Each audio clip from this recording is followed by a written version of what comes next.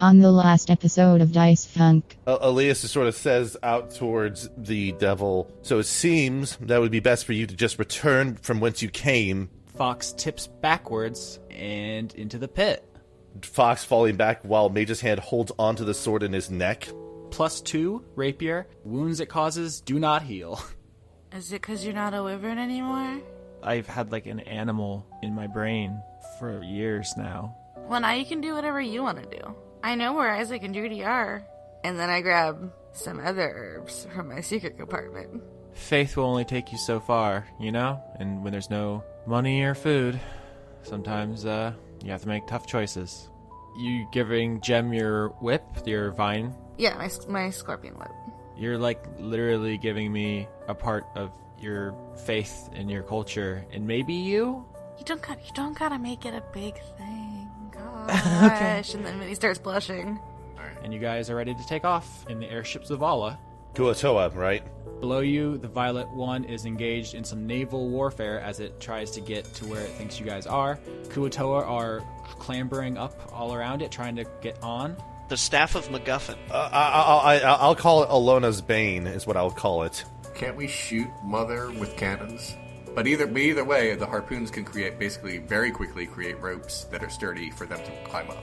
Father, he Yes. skins people alive for a living. Okay. You can make your own judgment calls on his morality, but Hunter, wait! No, don't listen to him.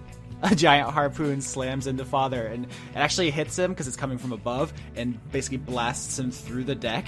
Yeah, you spin the ship around and start heading towards the portal, and as you do, there is the sound of Mother breaking through the surface. Something fundamental of the universe does not allow it to happen, and it starts to unravel, just smashes back into the ocean and disappears.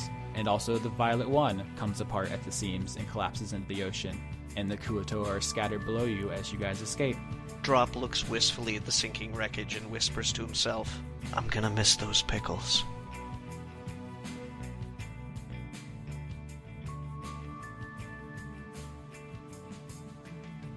Austin, Yeah. how does the property tax system in Lorelei go?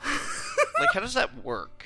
I'm just imagining that over the course of the campaign, that property values have probably significantly dropped. Yeah, that's next season is all the economic fallout of this. So Right. what does it do to insurance premiums? How does currency inflate or deflate? Like, what's the interest rate? It's like a whole... A day in the life of the ombudsman? Actually, spoilers, next season, Leon is going to play an actuary.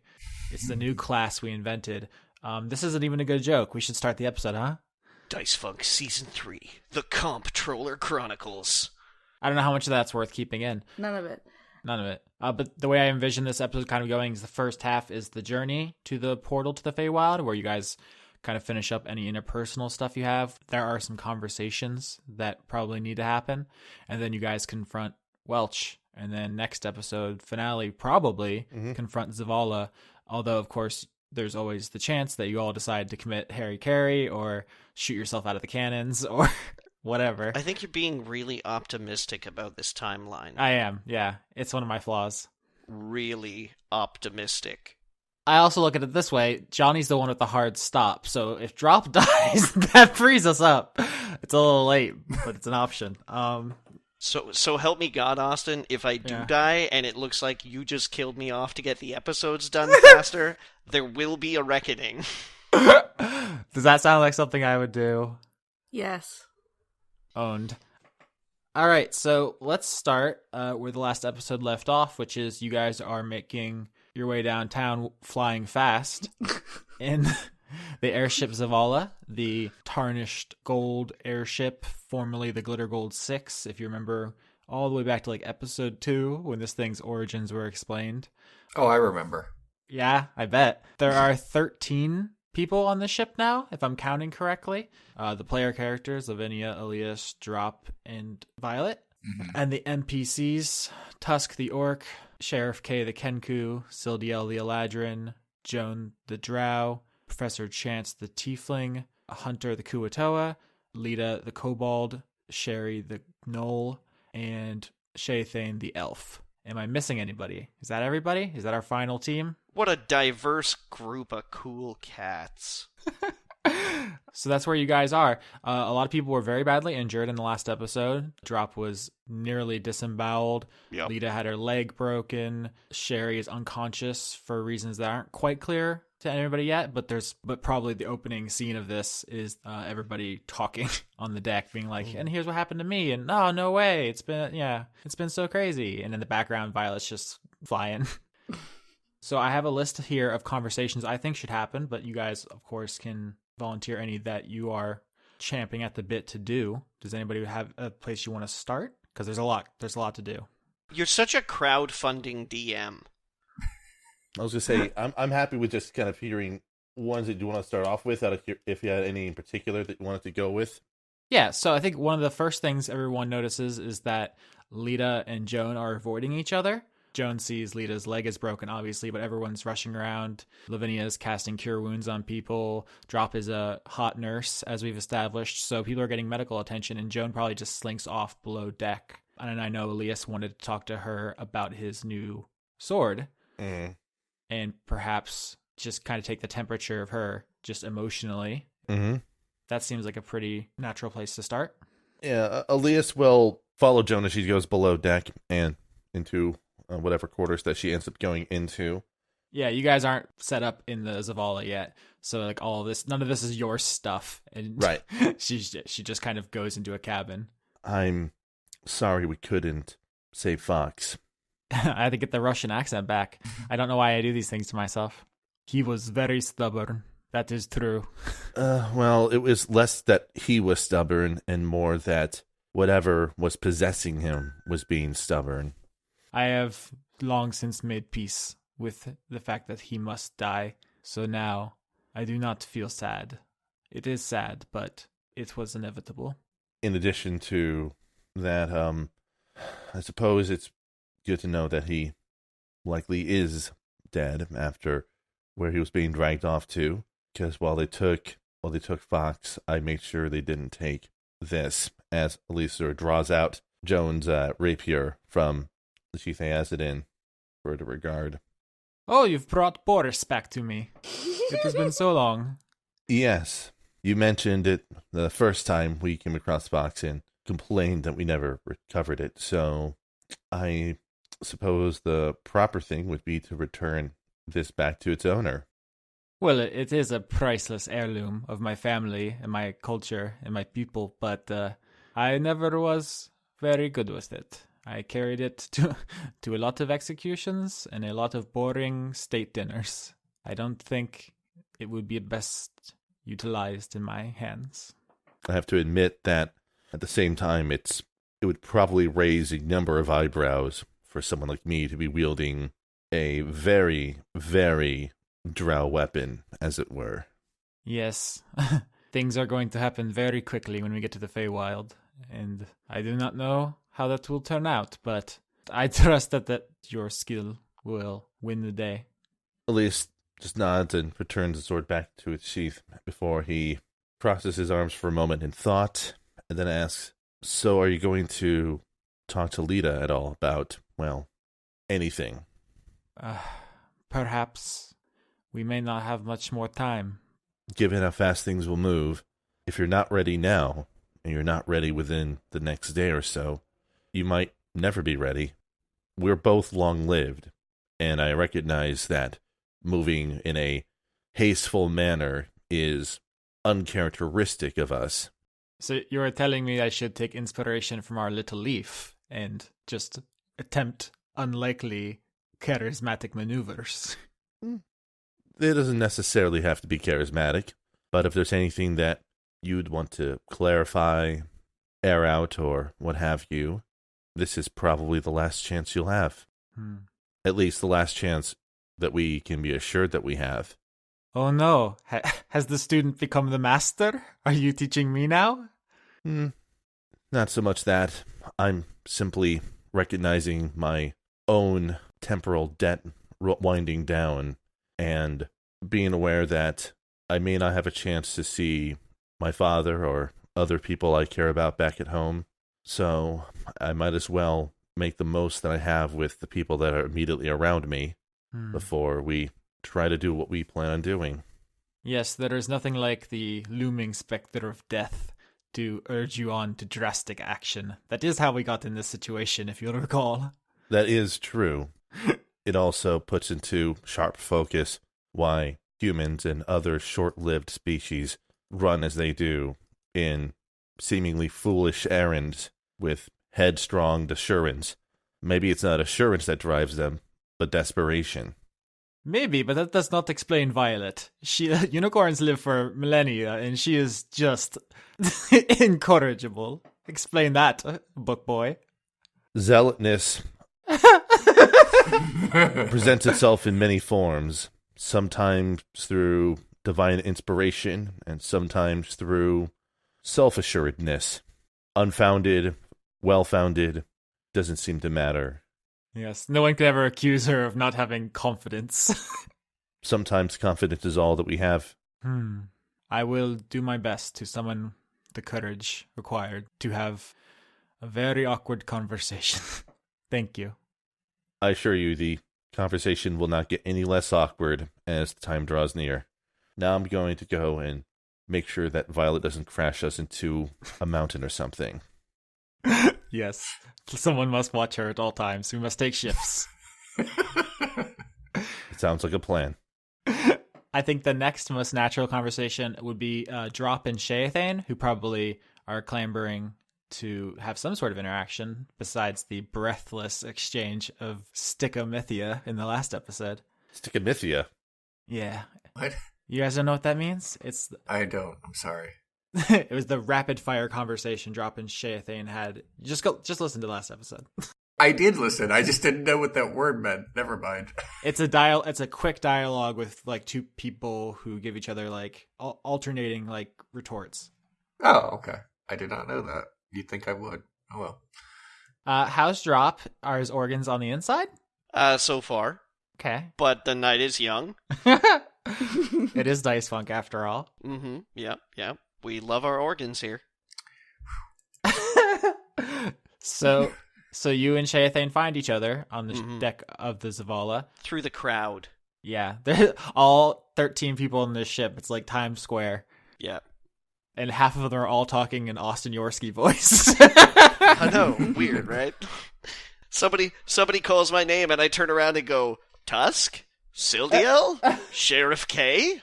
Joan? But do you open the conversation, or does she, you think?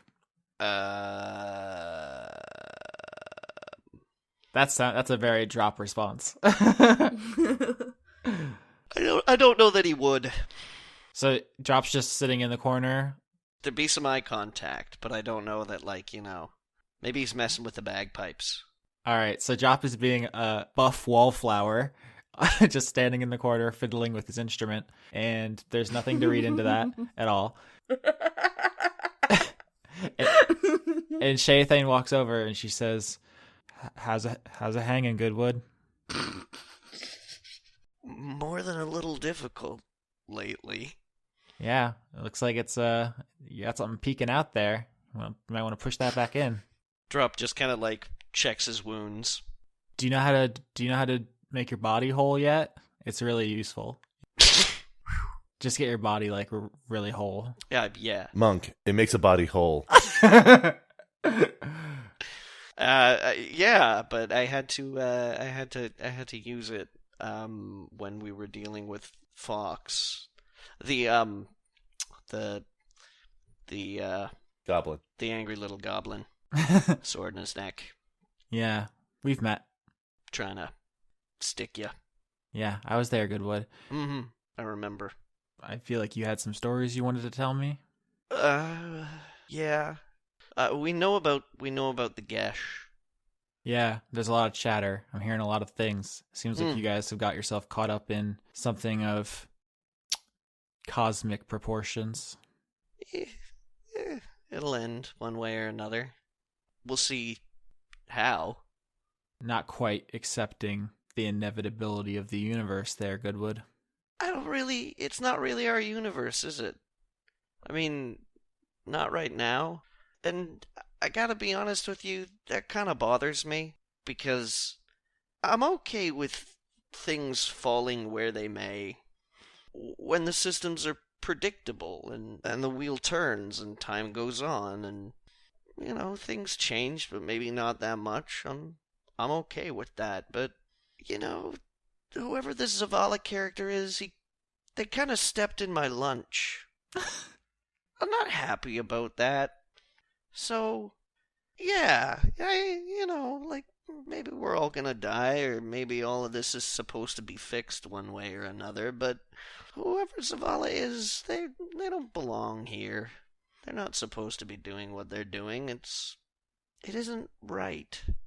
So is this personal, or are you trying to right the universe? I sort of feel like there are rules. Not like big rules. Not rules like nobody's allowed to drink seawater.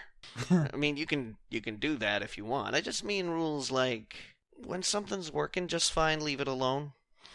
To try and paint an entire plane of existence as prey, as something to be hunted and exploited.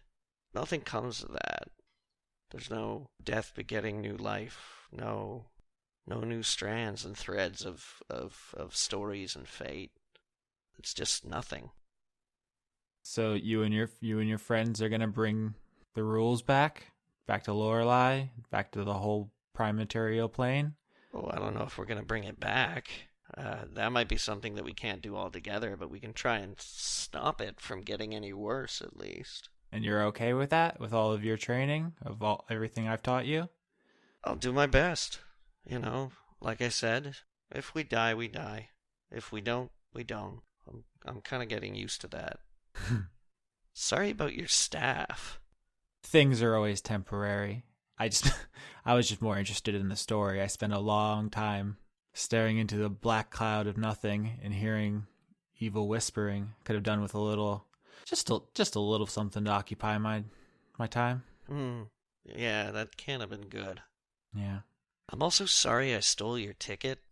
But if you hadn't, I don't know. Me neither. Yeah. Just in retrospect, it seems a mean thing to do.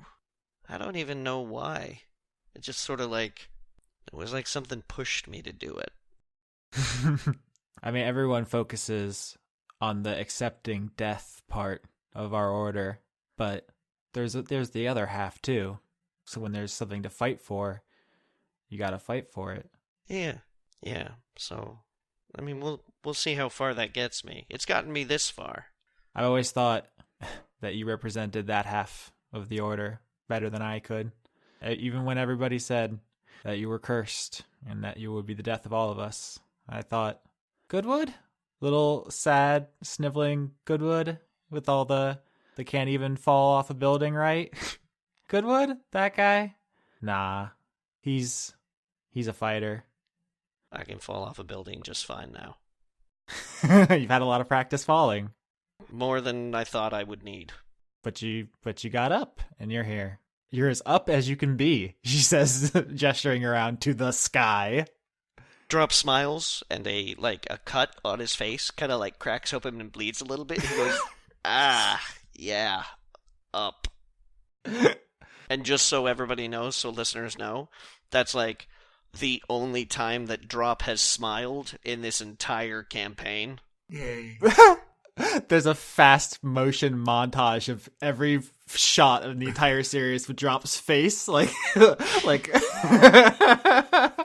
for months, and he never smiles once until now. Every single time it's been finger guns and things like that. No, just dead eyes. That's it. So. And he finally smiles, and it immediately hurts him. Yeah, and it immediately causes him to bleed. Oh, gosh. She just shakes her head and just and sits down and just says, so, tell me all about your story. Tell me about how you lost my stick.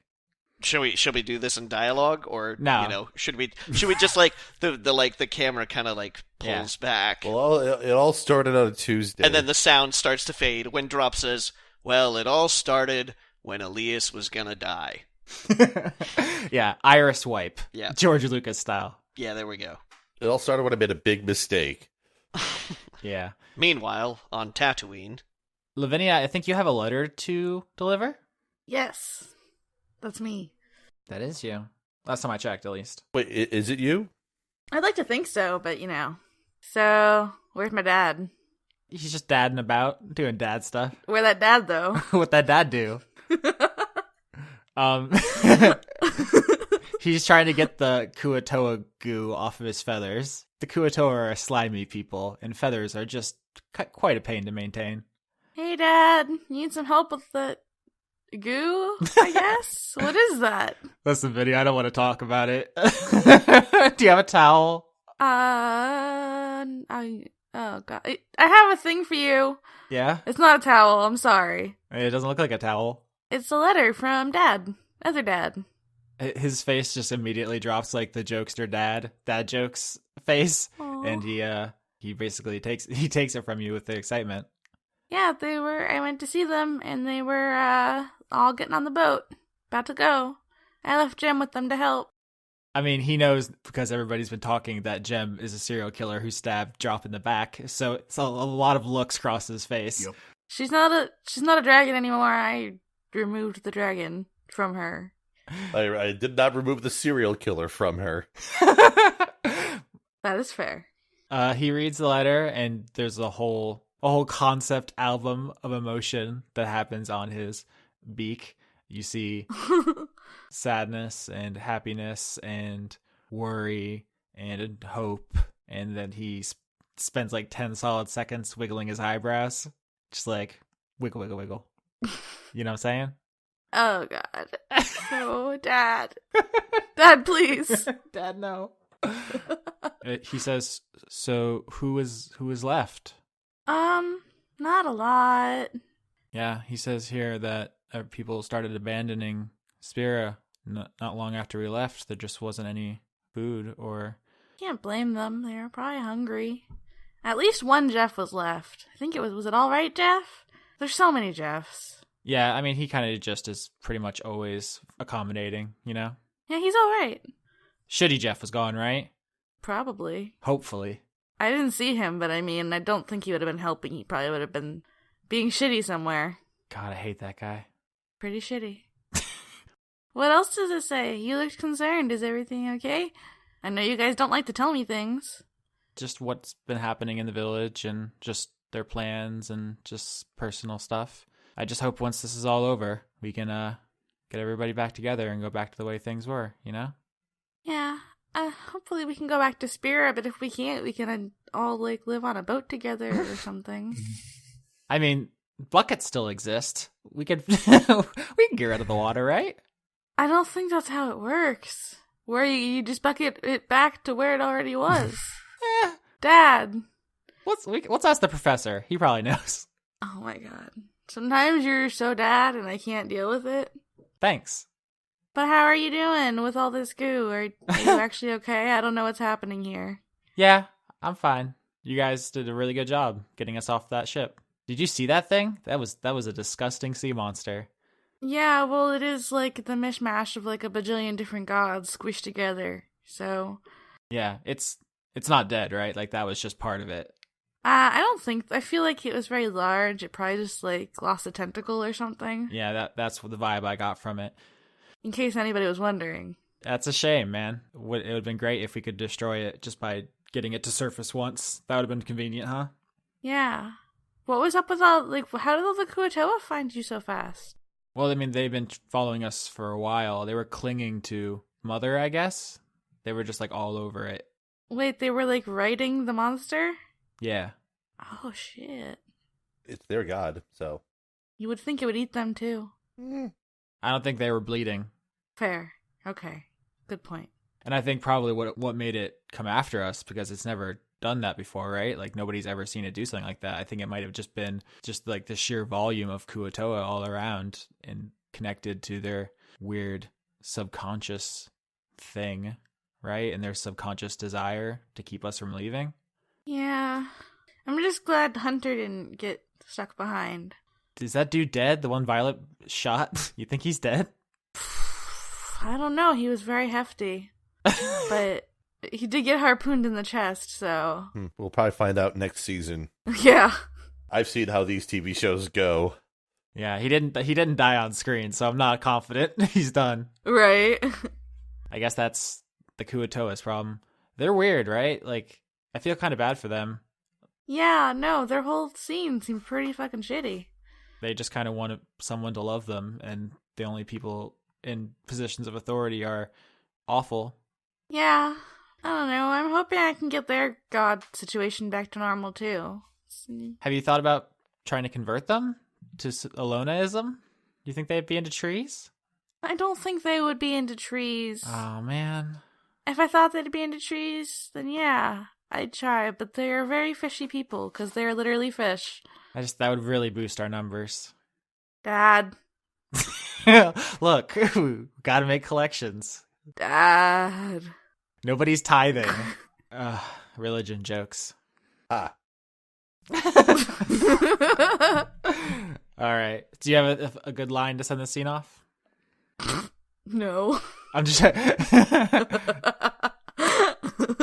I think at this point, Hunter runs like between you guys across the ship, like jabbering, and he's found whatever food that they keep on the Zavala, and he's trying to eat it all before everyone can stop him.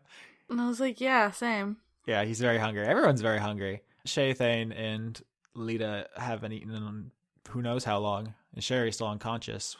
Oh, I should go help Sherry. Yeah, that'll probably be a group scene. Yeah. In the meantime, Violet, Yes. nobody likes you. You have no friends and you're unloved. No, I'm kidding.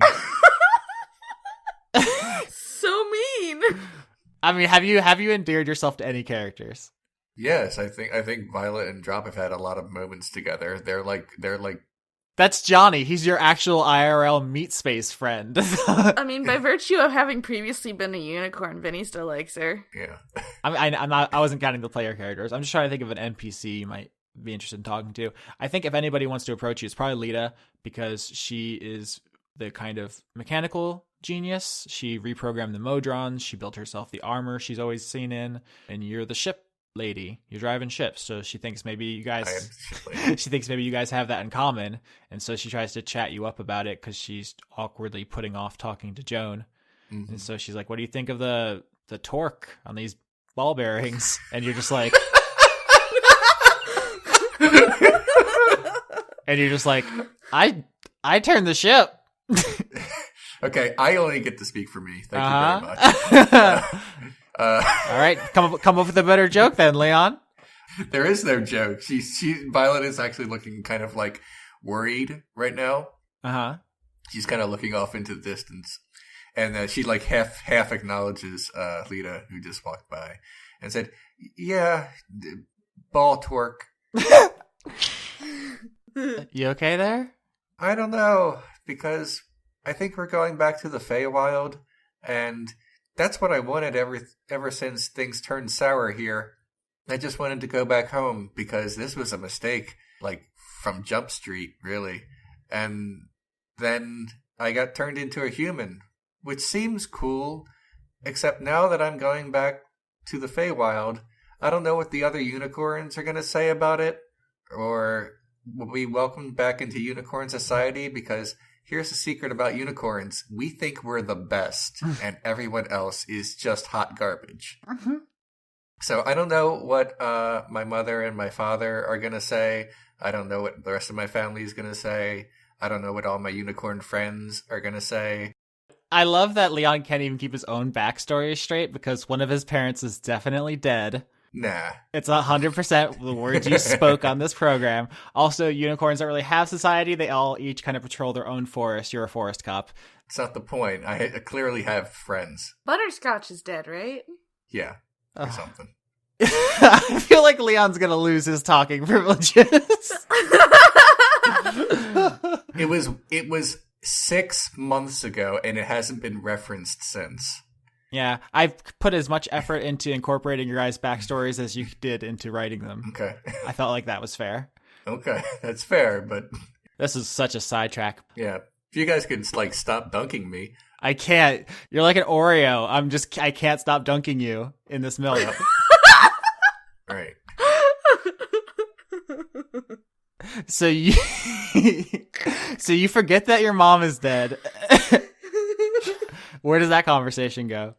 Violet is very upset because she doesn't know what the rest of like the people that she knows in the Feywild are going to say to her now that she is basically an alien. Yeah, and remember the time difference means for however long it feels for you, Yeah. it's been a different amount for them, so that's going to be weird. Yeah. Lita really doesn't know how to comfort you. She doesn't know you, really, I but know. she seems like she's like sitting there trying to think of something to say, and after a couple of awkward moments, she says, "So that ship was named after you?" The Violet one? Yeah. Well, I was the captain, and I just kind of decided. I don't think we put it to a vote. Wait, we did, and I won. But, yeah, it's in the bottom of the sea now. I think a monster ate it. Monster called Mother. Or something collapsed on it. Look, You guys set it on fire and shot it full of holes. yeah, I shot it. But I was like, yeah, I mean, that's kind of what I bring to the table. You know, I'm a sailor. I can do ships. And then I killed my ship with my name on it. I hope that's not ominous. Foreshadowing? I just picture that there's going to be a good section of the post-mortem, which is just going to be Leon and Austin yelling at each other. Yeah, but it's going to be like that good will they, won't they tension that everybody craves. She says to you, we just kind of named this ship back when we thought the voice was helping us. Mm-hmm. So it feels weird to have its name on the ship now when we're on our way to kill it. Yeah. I encountered Zavala. I want to say it, but I guess I don't want to, like, be rude. But it, you know, spoke to me and tried to get me to, like, sign the gesh. But I wasn't having any of that. And that's why I look like this, because someone had to, like, transmogrify me back to life. Who incidentally we are also going to kill. Yeah, you guys have a lot of enemies. Yeah. Well, yeah, you know, it is weird. We're flying on a ship to kill Zavala, and it's called Zavala, and I'm here because of Welch, and we're going to kill Welch. And you know what? I just really wish things weren't so complicated. Like, because when I was in the Feywild and I was a unicorn, everything was basically just show up, and everyone will stop doing bad things because you're a unicorn. And now everything's all topsy-turvy. And I don't know what I'm supposed to be anymore. Violet presses a bunch of buttons, but sadly. Would it cheer you up if we called this ship the Violet too? Because I don't really want it to be called the Zavala anymore, and you just lost your ship. If we survive, we can call it the Violet too. Okay, that'll be our little reward for ourselves. It's our little cheat day. Yeah, that'll be like you know, something to motivate me, you know, besides not dying. All right, so I'm gonna go have a agonizing conversation with an ex. Try not to lean on that button. It's gonna kill us all. Get off it. Thank you. All right, I like it. Push the blue one. That fixes the air conditioning. It's really hot down in the cabins. Violet does that. Okay. I was fucking with you. Air conditioning hasn't been invented yet. Bye, loser. Okay. that was Austin. Wait a minute. Yeah. Never mind. We can talk about this post show. But Butternut Squash Unicorn is not dead. She was transformed into a ghost by a poison spell. She's not dead. She's just between worlds. So I was right. Transformed into a ghost is... Wait. Transformed into a ghost is a type of line used in a kid's show to explain why people are ghosts now without acknowledging that they died. It's like she got sent to the shadow zone. The point is, she's not dead. I was right, because that didn't make any sense in my head. So I looked at my notes. No, she was transformed into a ghost, and that does not mean she's dead. That was me making a joke, but she's alive. She's just a ghost. That was Butterscotch, right? Or was your dad Butterscotch? Her name is Butternut Squash Unicorn, and her father. Butternut Squash. Yes, That's and the better. father is named Big John Stud Unicorn. Not only do I hate all of that, but I feel like everyone listening just now like realized or or remembered perhaps that your backstory is the witch you traded your powers to turned your mom into a ghost. So hey, Right. we're not only trying to get Alona's Bane, the spear staff from Welch, we're also, I guess, trying to avenge your ghost mother. Right. I feel like that should have come up at some point. No, I know. I by the way, thanks for defending me on Twitter. Thanks for having my back, like one of my best friends. Listen. I know. So we got to keep this train a rolling. So I think Please. down in one of the cabins, Sherry is beginning to wake up. Everybody who wants to be there can be there. Mm-hmm. While everyone goes down to check on that situation, I think Professor Chance pulls Alias aside. Okay. And he wants to have a conversation with you while that's happening. So we'll do that in just a second. Mm-hmm. But everybody else, Drop and Lavinia, do you want to be there? Yeah. Yes. But Drop is eating a sandwich. Okay. Vinny and Hunter are holding hands. The holding ham sandwiches. We're holding hands, and then on our other hands, we're holding sandwiches. You're holding hams. Got one hand free. Everybody has sandwiches. It's a really sauce-heavy sandwich. Mine has tofu. I hope everybody's enjoying this break from the last couple of episodes of just violent brutality. So, Dr. Sherry the Knoll begins to wake up while everyone is gathered around here, and she's in a daze. Is she coming out of a haze, but she's doing just fine? Mm-hmm. No. I'm trying to think of good parody lyrics, but it's just not coming. It's not happening. Oh. Well, feel free to edit them in afterwards if you come up with Yeah. any, because I'd like to stretch that. Okay. Gotta lie down. All right, so you guys all just stare at her and try to think of funny killers parody lyrics.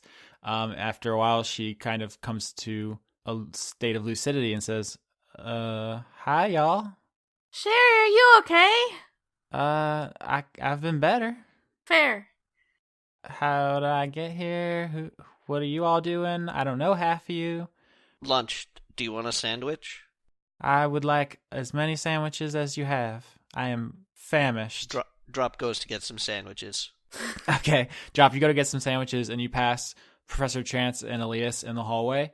And Professor Chance is talking to Alias. I think you catch some of it. He says to Alias, now, I didn't know who to bring this up with, and you seem like the person most qualified to make these kind of decisions, but I've been practicing in perfecting this spell that's gonna utilize Alona's Bane and an item from Zavala's plane or wherever it is. Mm-hmm. And the good news is I can definitely do it. If you guys get Alona's Bane, I can get you there. The bad news is whoever we have to get the material from is probably not going to survive the spell. You mean the person you would need to get the thing from Zavala? Yeah, I mean, you guys have been talking about the lizard lady and her cool eye. Right. If that's what you guys are going with, I don't know. Like I said, I think you're probably the one who's going to have to be the one to break it to her. The rest of your friends are cool, but I don't know that they would handle it with the diplomacy required. Also, your mom, I'm not allowed to talk to your mom anymore, so. That's understandable. I think there's probably one other person I would need to have talk to Lita about that if we were going to go that route. I just thought you should know, because when we get to Welch, I'll bind her the plane. You guys can have at her. You get me the staff. I'll just cast the spell on it, and then all you need to do is touch an item with it from that plane. So like it's a point and shoot. It's a set it and forget it kind of thing. Pretty simple. It's just I assume you guys are gonna want to tell the person involved that they're sacrificing themselves for you. I will see what I can do, but thank you for this information, Professor Chance. Okay, I'm gonna go float around. It's pretty fun. You should try it. It's good. I'll keep that in mind. I guess for now I have other things to worry about now. All right, peace. And he floats away from this before it can get any worse. Back in the room, Sherry is gobbling down sandwiches that Drop brought her. Does anybody want to break it to her that her brother is dead? Hey, Sherry. Hi. I've got some bad news. It's been a pretty bad day. I don't know if it can get any worse. Oh, I mean, you can jeez. try. I'm gonna get up close to her while she's eating her sandwiches, and I'm gonna pet, like, her nog or something. She actually has kind of a food insecurity reaction. I don't know if Lauren, you probably know about, like, animals. Yeah. Okay. Yeah, I know. She's, like, eating, and you reach out, and she flinches. Oh, I don't need your sandwiches. I just want to pet your nog. Sorry. Sometimes I just can't help myself. No, it's okay. it makes you feel any better, I don't eat meat anyway. I mean, more for me. Exactly. So Sherry, Fox got possessed, and the thing that possessed him took him to hell with it, and he's dead. I'm sorry. There's just a lot of silence. We did everything we could to try and save him.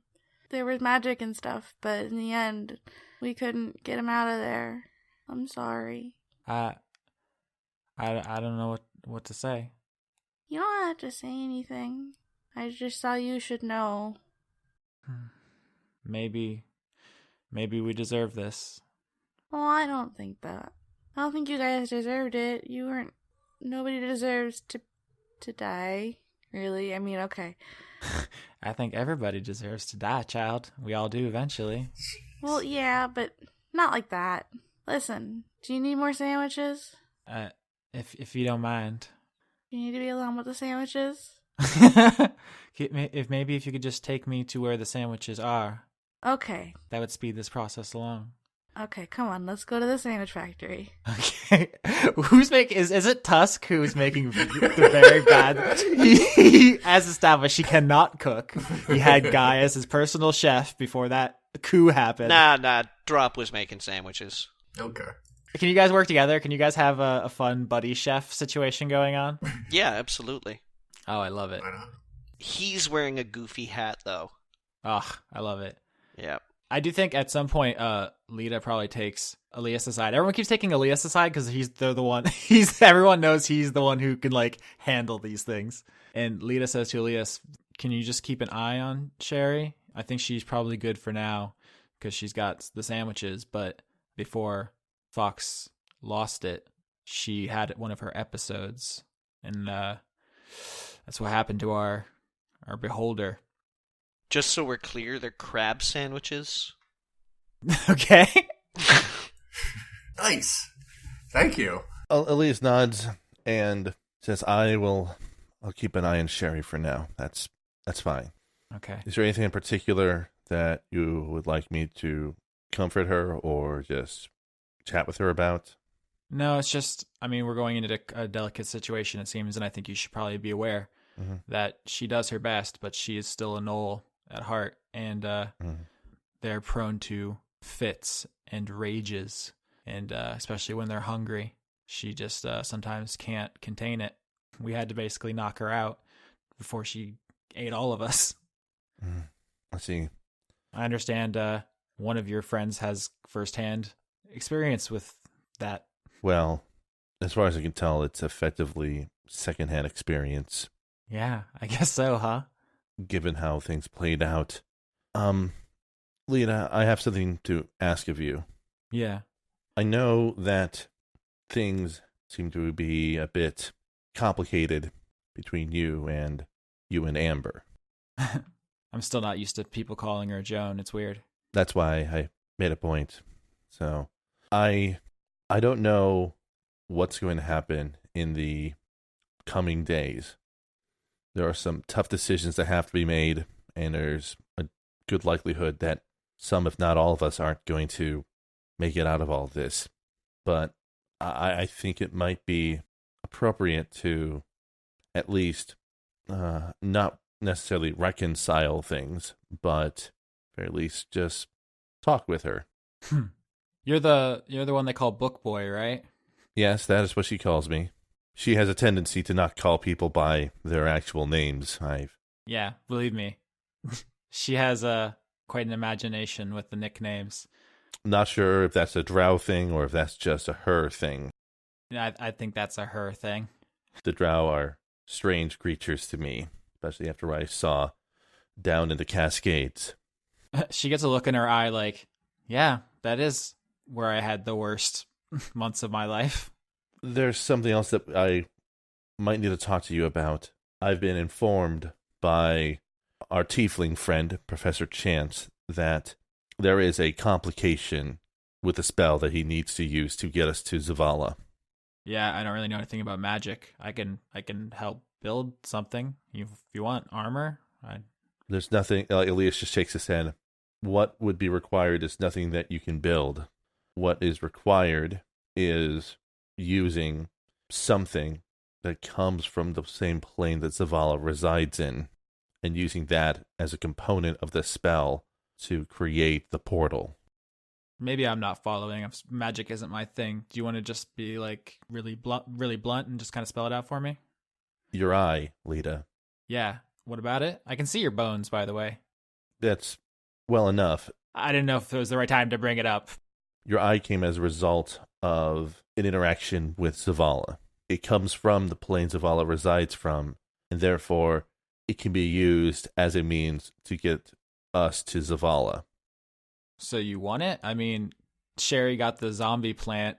Fox can punch through steel, and I have true sight and X-ray vision, which is, I always felt like I kind of got the raw end of the deal there. But if you want it, The only problem is, as far as I can tell, using it as part of the spell will likely kill you. Oh.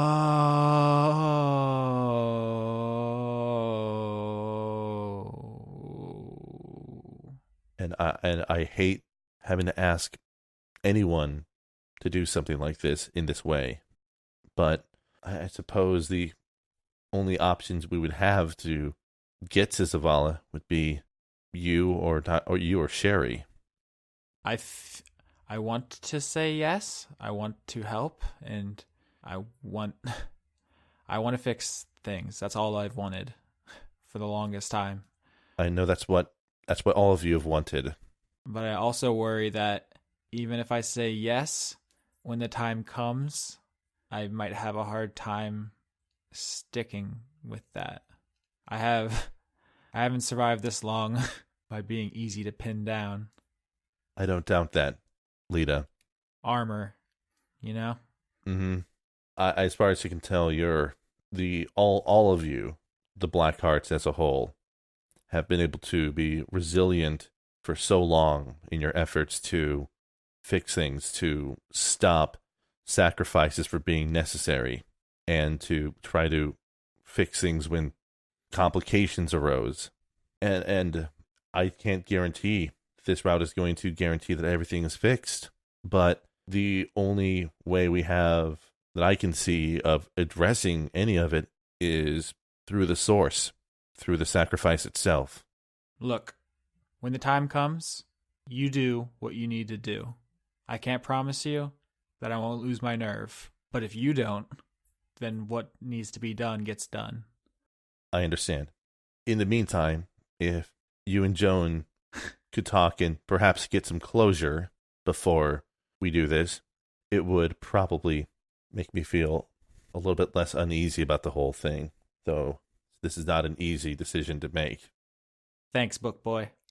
She pats you on the shoulder as she starts to walk down below deck. Alias just sort of like slumps back against the wall and just lets out a sigh. Why does all this end up falling at me right now? Why am I the only confident person that everyone comes to for these things?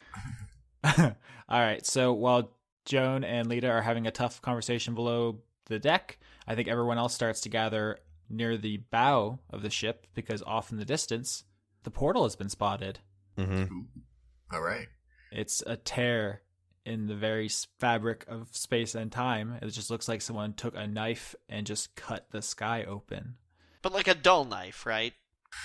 So not like clean cuts where it'd be like, you know when someone buys a pair of jeans and they're like pre-mutilated and you're like, how much money did you pay for somebody to cut those jeans? But then like when somebody actually like tears their jeans, it's like, God, you just wrecked a perfectly good pair of pants. I would say that the sky looks like it's cut open with a subtle knife, if you will. No. Bitch. Okay, I almost got away with it.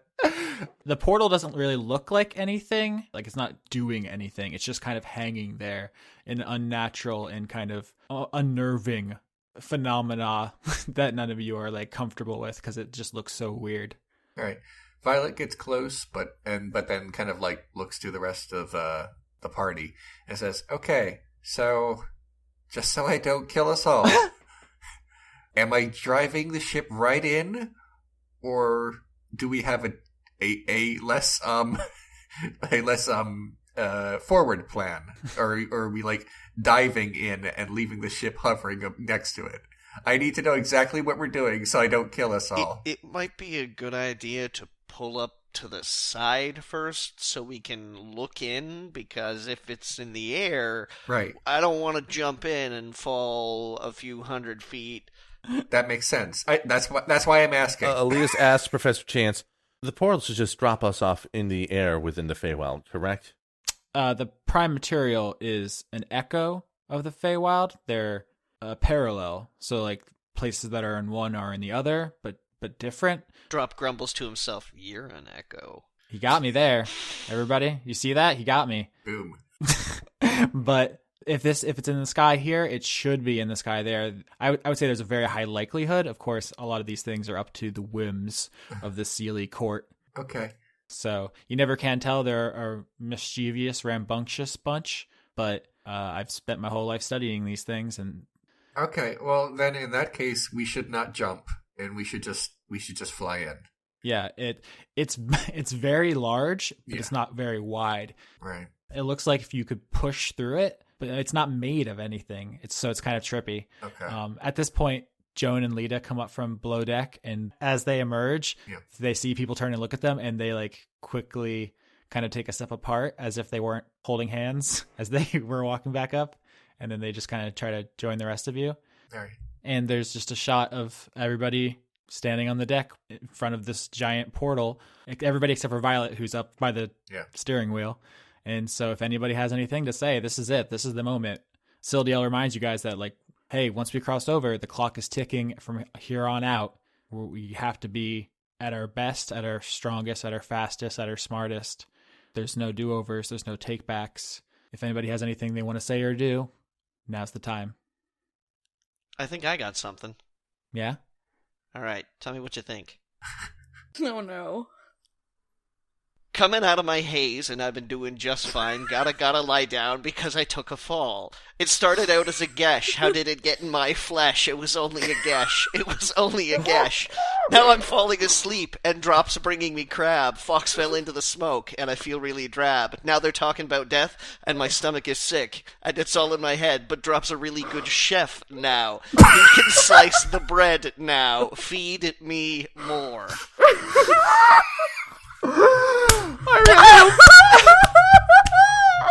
That's it. Everyone go home. I hope your audacity crashed. You're a treasure, Johnny. That was. I'll give that a C plus Whoa. squared. A C plus squared. Oh. I'll take it. I'll take it. There are literally tears in my eyes. While Drop recites that, Hunter pulls on your hand, Lavinia, and like looks up at you like, what has happened? Everyone is very laugh. Can I enjoy a laugh? Yes. He just nods. Thank you. I enjoy a laugh. All right. Oh, well, Violet wants to go in, but, like, do I need to do a vehicle proficiency check, or can I just say I'm pressing the button to go? Just slide it in gently. No. Then that's what I do. Violet presses all the buttons at the same time, and then says, "Portal ho!" And then we go real fast towards it, because she didn't know what all the buttons would do, but it made the ship go really fast, and then she really just blasts right into the portal. Drop holds on to something.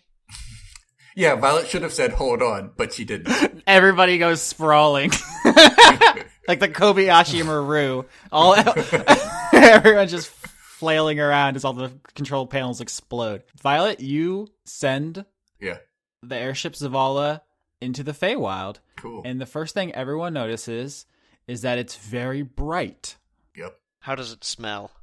See, I think you're trying to be funny, but actually you notice an immediate increase in all of your sensory perception. You smell everything sharper. Like, just even you're in the sky, but you smell dirt, and you smell trees and acorns, and you smell squirrels. It's just like everything is powerful.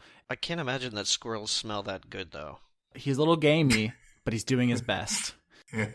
Like, you're just overwhelmed all at once. Like, everybody, even the people who are from the Feywild, aren't quite used to it because they've been spending time in the Prime Material. So, like, everyone covers their eyes, and it's just like, wow, you hear things clear. You hear the trickle of the stream. You hear birds in the sky, just, like, loud and clear. Yeah, so then the first thing that Drop says is, oh my god, I can smell everything. Oh, it's medieval times. We don't really have hygiene. It's bad. You can taste just like the air for the first time. It's in my mouth. Yeah, it's a lot for everybody. Vinny's gonna turn to Kay and go, Dad, can we move here? he like opens his mouth to make a dad joke, and then he realizes, like, yeah, maybe? Like, if Spear is, we have to bring the tree. Vinny, write that down. We'll have to bring it back, and we'll have to talk about this, because this place is crazy. You guys find yourself in the crystal clear blue sky above a rolling pastoral landscape of forests the size and scope of which you've never seen before. It's like you're emerging from like a PS1 game into a PS4 game. It's just like everything's just so much sharper and clearer. Somebody cranked the anti-aliasing up, huh? Like when you get new glasses. I can't relate to that, but I imagine that's similar. You can see the leaves. I hear that's a thing. Like when you don't have the right prescription, trees just kind of look like green blobs, but now you see the leaves when you get the right prescription. Is that accurate? Yeah, no, that's accurate. It's like that, but for everything. And it's Nice. beautiful and overwhelming and magnificent. And it smells. Yes, it does a little bit. I think, Alias, you notice your mother like misting up a little bit. Mm-hmm. She's just looking around, and she's just thrilled to be back home. And after you guys are all spend a minute just admiring the majesty of the Feywild, Violet, you recognize where you are. Yep. Violet goes, You're not far from Unicorndogucopia. Yep. Violet is tempted to just, like, find people she knows, but then she's like, no, I'm on a mission. I gotta kill someone, I think.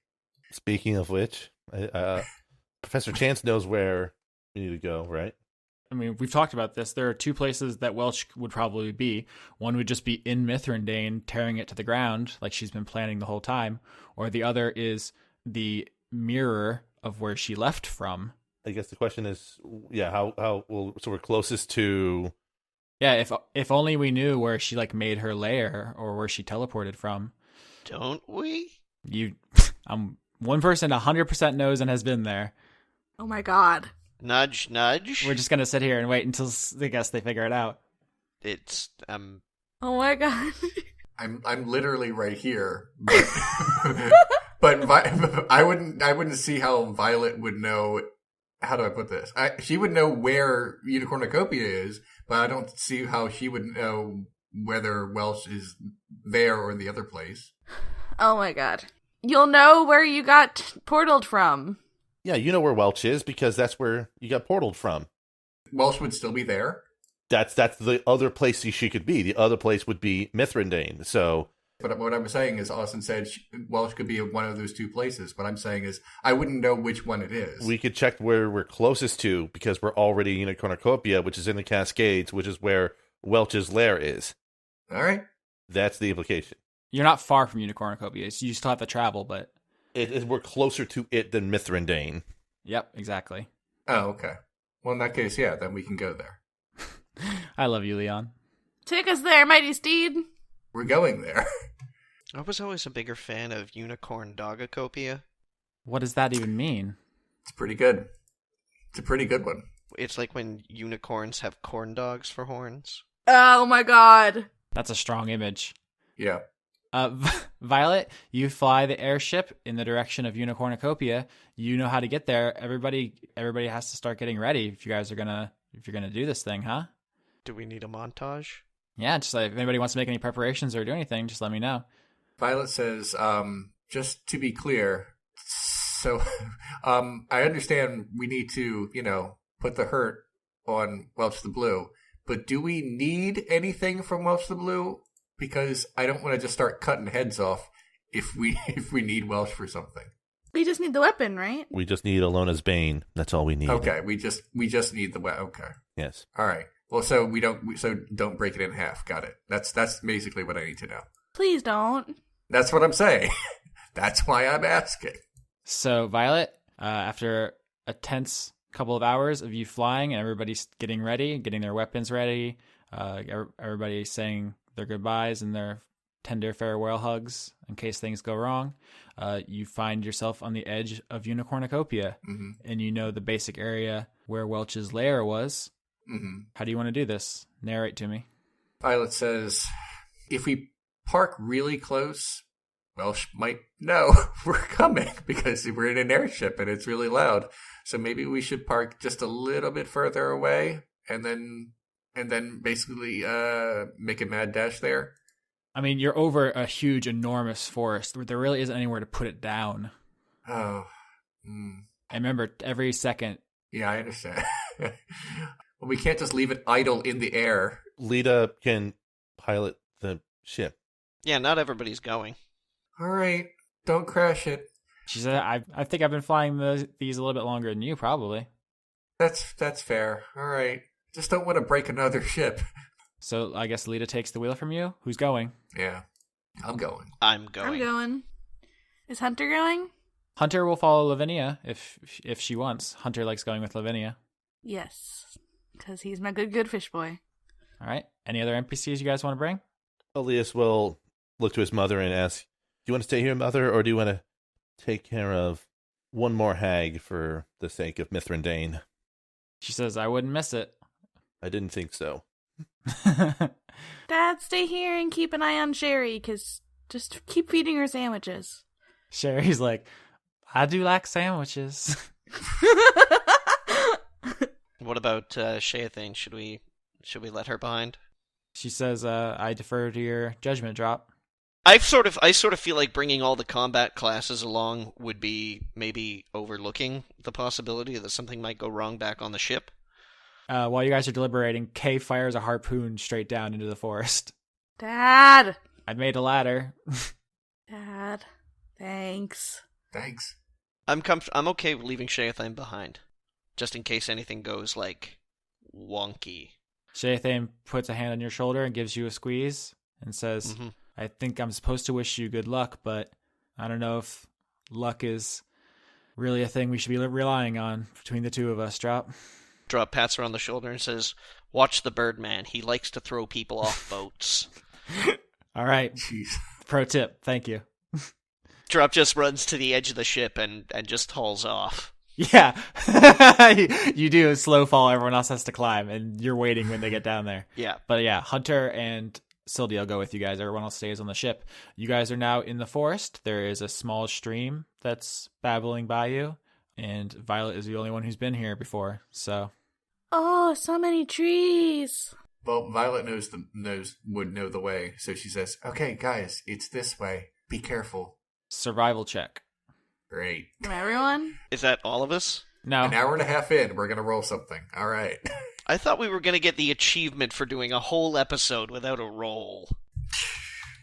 Achievement denied. And again, Austin, is it just Violet for the survival check? Yes, Violet's the only one who's been here. She's the only one who would have any frame of reference.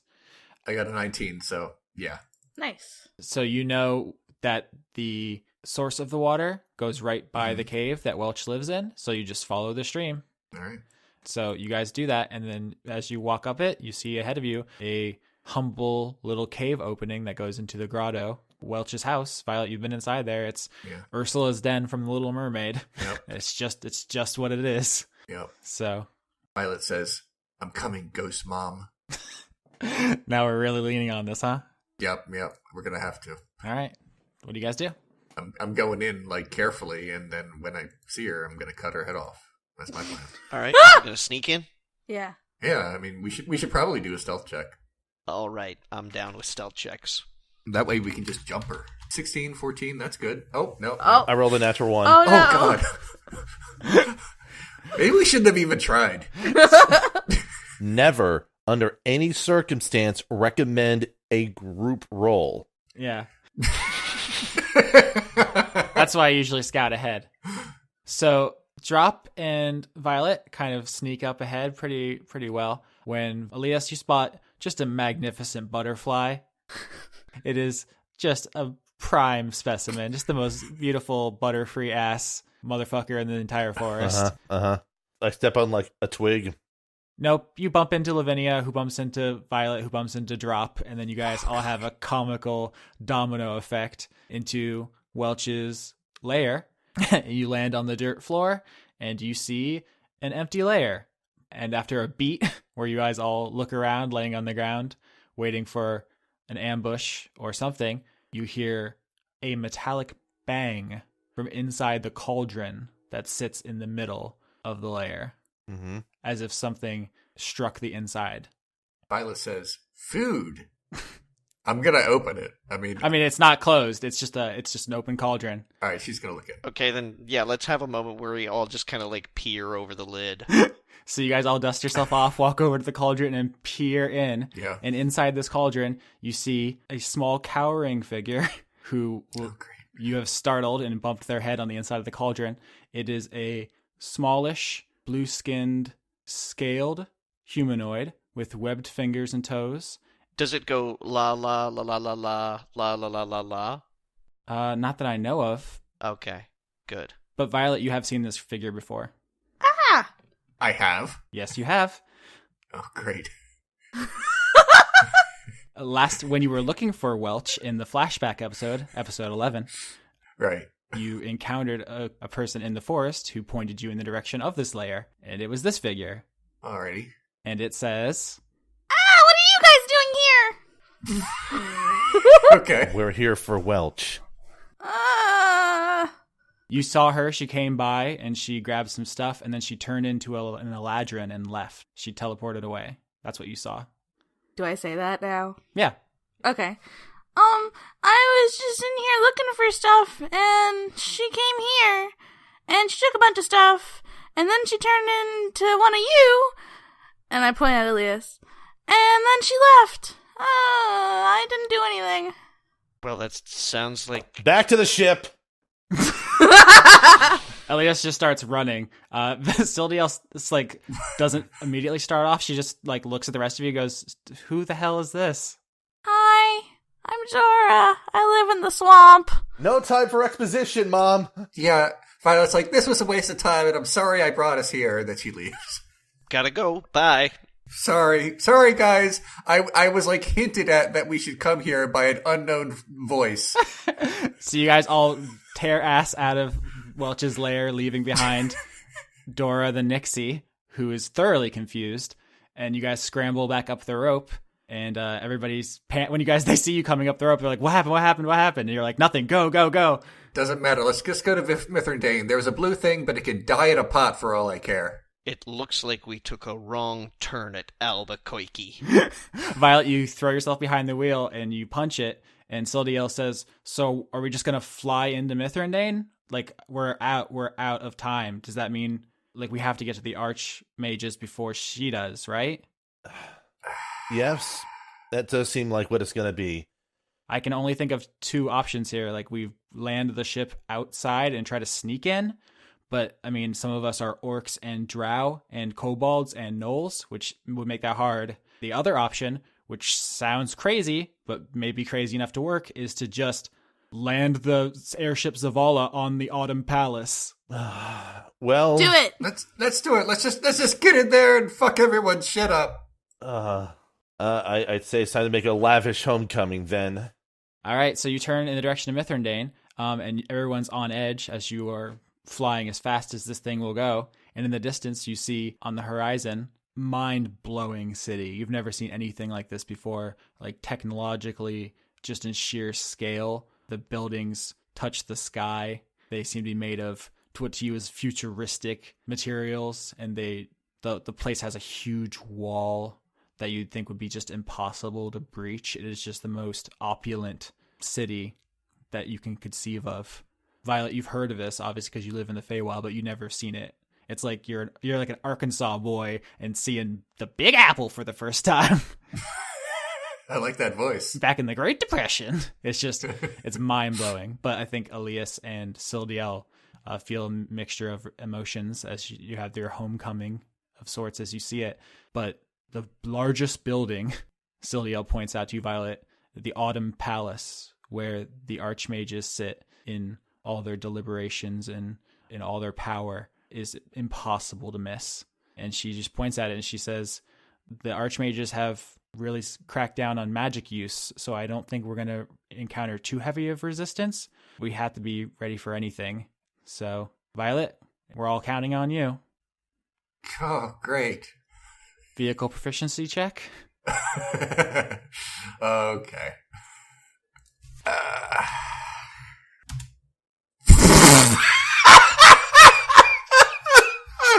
Oh no. It's a 5.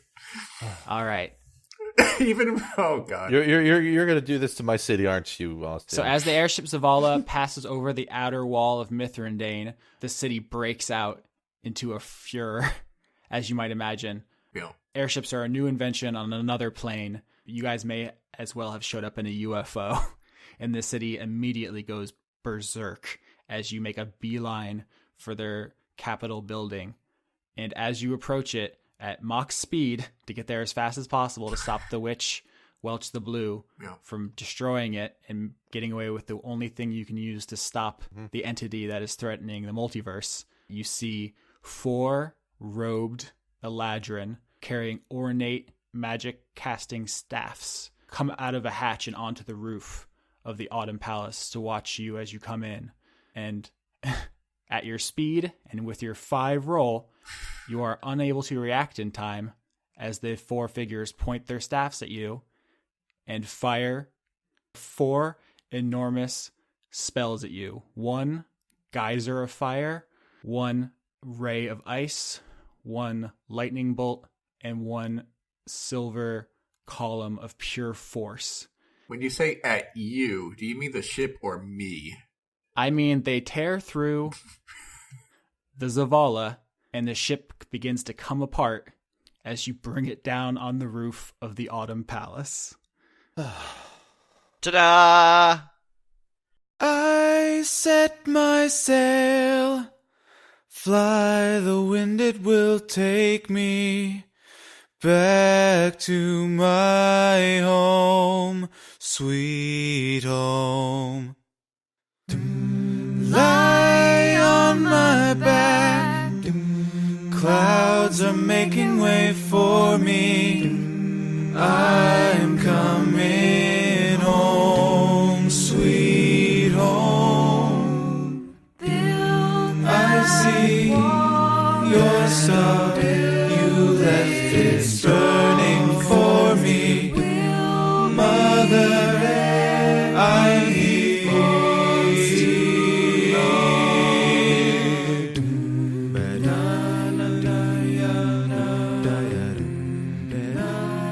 As always, I'd like to thank Overclock Remix for our theme music, including Tears in Rain, an arrangement of Seattle from Deus Ex Invisible War, Dream Meter Mix, an arrangement of Lavender Town theme from Pokemon, and Kid Pella, an arrangement of Setting Sail Coming Home from Bastion.